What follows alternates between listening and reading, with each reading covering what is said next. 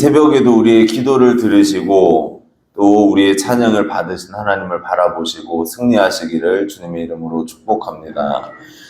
오늘 시편 134편은 성전에 올라가는 노래 마지막 시입니다. 저작자와 이 저작 연대는 정확하게 알 수가 없지만 이스라엘의 절기 가운데 하나님 앞에 예배 드릴 때 불렸던 시입니다.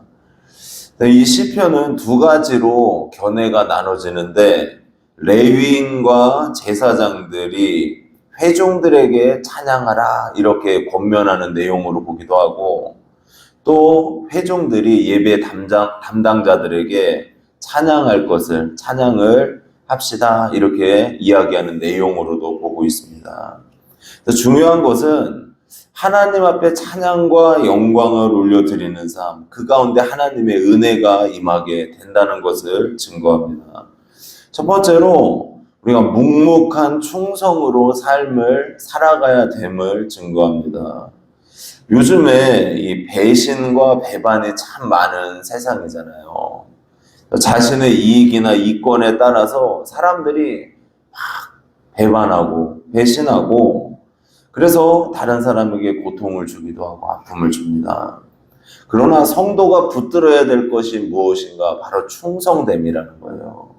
묵묵하게 하나님의 말씀을 구하고 충성하면서 우리가 살아가면 하나님께서 우리의 삶 속에 은혜를 주시고 하나님의 능력과 복으로 충만하게 채워주실 줄로 믿습니다. 오늘 시인은 모든 종들에게, 여호와의 모든 종들에게 찬양하라 이렇게 외칩니다. 우리 1절 말씀 같이 읽겠습니다. 보라, 밤에 여호와의 성전에 서 있는 여호와의 모든 종들아, 여호와를 송축하라. 아멘. 예. 보라, 밤에 여호와의 성전에 서 있는 여호와의 모든 종들아, 그렇게 말씀을 하고 있어요. 지금 시간이 언제입니까? 밤이라는 거예요. 밤 시간. 그러니까 하나님을 예배하기 위해서 모여든 이들일 수도 있겠고, 또 그 당시에 하나님께서 직무를 맡긴 사람들이 있잖아요. 아침 저녁으로 상번제를 드리는 제사장들이 있었고, 그것을 돕는 레위인들도 있었고, 또 성전을 경비하는 그러한 파수꾼들도 있었습니다.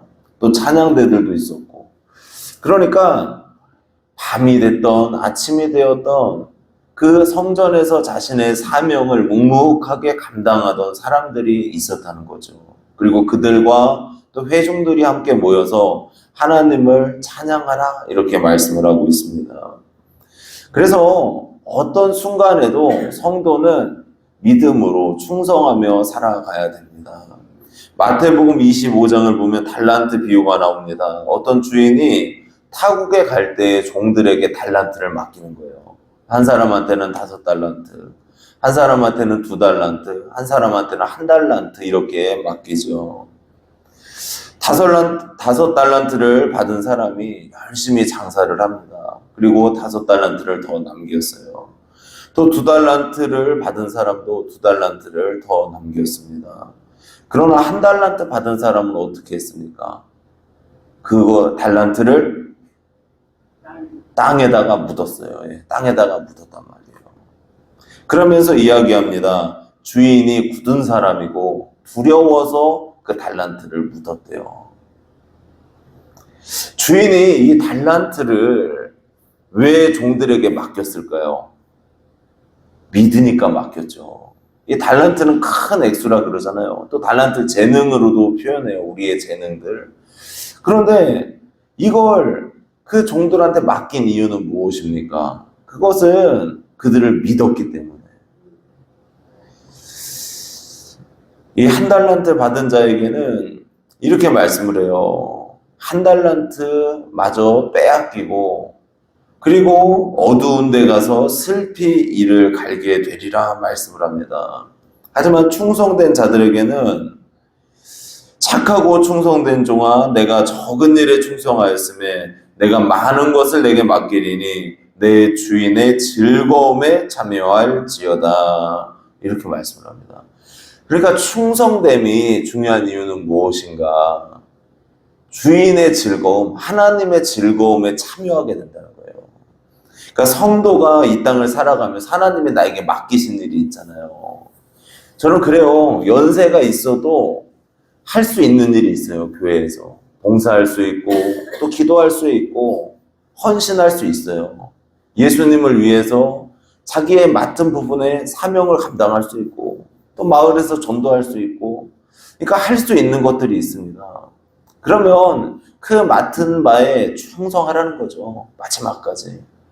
그렇게 살아갈 때 하나님께서 그 삶을 기억하시고 하나님의 은혜 가운데 우리가 주님의 즐거움에 동참하게 될 줄로 믿습니다. 우리가 충성의 가치로 승리하시기를 주님의 이름으로 축복합니다. 두 번째로 마음을 다해서 예배드리라 말씀을 하고 있습니다. 오늘날에 많은 예배가 드려집니다. 교회마다 예배 시간이 많이 있어요. 그래서 새벽 예배, 금요기도회, 수요 예배, 주일 예배도 있고 주일도 몇 부 예배까지 있는 교회들도 있고 그래서 예배가 많이 있습니다. 언제든지 예배 드릴 수 있어요. 심지어는 이 인터넷이 발달이 됐잖아요. 그러니까 핸드폰을 보면서도 예배 드릴 수 있어요. 많이 발달했습니다. 근데 이 많은 예배를 드리면서 중요한 게 무엇인가? 마음을 다해서 예배 드리는가? 힘을 다해서 예배 드리는가? 하나님을 바라보는 마음으로 예배 드리고 있는가? 이게 중요합니다. 오늘 시인은 하나님을 찬양할 때 어떻게 찬양하라고 말씀합니까? 우리 2절 말씀 같이 읽겠습니다. 성소를 향하여 너희 손을 들고 여호와를 송축하라. 성소를 향하여 너희 손을 들고, 그러니까 하나님이 계신 성소를 향해서 손을 들고 하나님을 찬양하라 이렇게 말씀을 해요.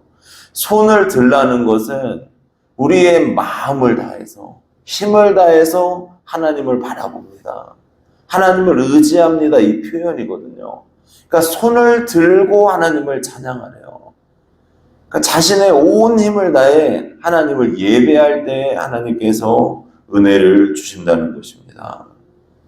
예배도 자칫 잘못하면은 내가 높아지는 시간이 될 수 있어요.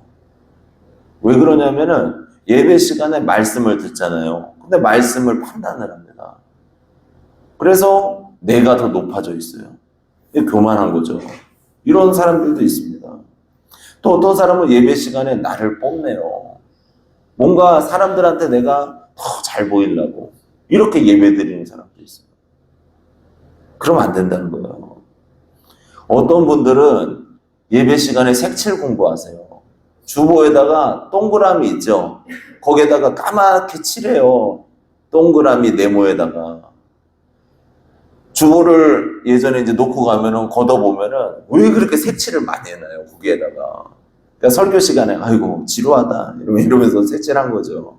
그런 분들도 있어요. 또 어떤 분들은 주보 오타 찾습니다. 틀린 글씨 있나 없나 이걸 찾는 분도 있고. 어떤 분은 누가 왔나 안 왔나 두리번거리면서 경계 서고. 하여튼 별 분들이 다 있어요. 그런데 예배는 뭐예요 지금? 예배는 하나님께만 집중하는 시간 아닙니까? 하나님 바라보는 시간이에요. 어느 누구도 높아지는 자리가 아니고 하나님 앞에 겸손하게 낮아지고 하나님을 하나님 앞에 온전한 영광을 올려드리는 시간이 예배인 줄로 믿습니다. 그래서 시편 69편 30절 31절을 보니까 내가 노래로 하나님의 이름을 찬송하며 감사함으로 하나님을 위대하시다 하리니 이것이 뿔과 굽이 있는 황소를 드림보다 여호와를 더욱 기쁘시게 함이 될 것이라. 아멘. 예, 하나님을 향해 온 마음을 다해서 감사함으로 하나님 위대하십니다. 이렇게 한마디 하는 게 황소를 드리는 것보다 더 기쁘게 받으신대요. 그러니까 이 찬양과 이 예배가 얼마나 중요합니까? 우리가 이 자리에 와가지고 하나님 앞에 나와서 기도할 때 하나님은 위대하신 분이십니다. 하나님은 창조주이십니다. 하나님 영광 받으소서. 이 고백을 드리는 이 한마디가 황소를 드림보다 더 귀하다는 거잖아요. 그러니까 우리가 하나님 앞에 예배 드릴 때에는 우리의 마음을 집중해서 드리셔야 돼요. 온 힘을 다해 예배 드리시기를 주님의 이름으로 축복합니다. 그러면 마지막으로 참된 예배자에게 하나님께서 은혜를 베풀어 주신다는 거예요. 복을 허락하신다고 말씀을 하고 있습니다. 오늘 시인은 하나님을 향해 마음을 다해 찬양하고 예배하는 자들에게 복을 구하고 있습니다. 우리 3절 말씀 같이 읽겠습니다. 천지를 지으신 여호와께서 시온에서 내게 복을 주실지어다. 아멘. 천지를 지으신 여호와께서 말씀하죠. 그러니까 하나님께서 온 우주 만물, 하늘과 땅과 별과 해 모든 것들을 지으신 분이라는 거예요. 그러니까 그 하나님께서 이 땅을 창조하셨다는 것만으로도 하나님은 찬양 받으셔야 되잖아요. 그렇죠? 하나님이 이 모든 걸 지으셨는데 우리가 하나님 앞에 합당한 영광을 올려드려야 된다는 것이죠. 하나님께서 나에게 복을 주시거나 어떤 좋은 일을 주셔서 우리가 하나님을 경배하는 게 아니에요, 사실은. 이걸 기억을 해야 돼요. 내 인생에 정말 잘되고 형통되고 막 복만을 주셔가지고 내가 하나님을 섬긴다 이런 게 아닙니다. 하나님 진짜 섬기는 이유가 뭡니까? 천지를 지으신 하나님이시기 때문에 우리를 사랑하시고 그 하나님께서 예수 그리스도를 이 땅에 보내주셔서 나를 대신에 죽게 하시고 내 죄를 용서하셨기 때문에 그러니까 우리가 하나님 앞에 영광 올려드리는 거예요. 이게 얼마나 감사한 일이고 은혜로운 일입니까? 복 때문에 하나님 섬기는 건 아니에요.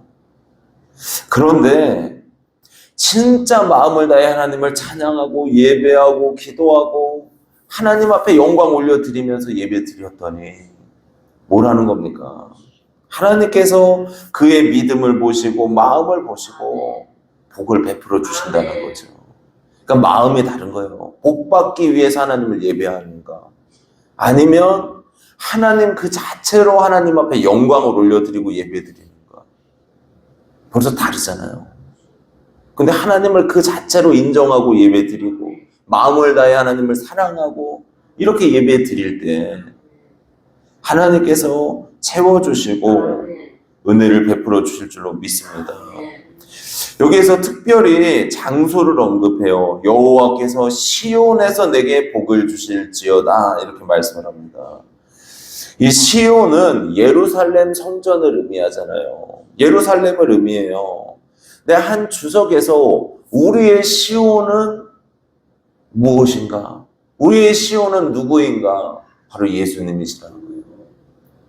예수 그리스도를 통해서 하나님의 독생자이신 예수 그리스도를 통해서 우리에게 하나님의 복과 은혜와 하나님의 넘치는 사랑을 부어주신다는 거예요. 그러니까 예수님을 믿는 것이 제일 귀한 거예요. 이 세상을 살아가면서 우리에게 있어서 예수님의 십자가가 가장 귀한 일이 되시기를 축복합니다.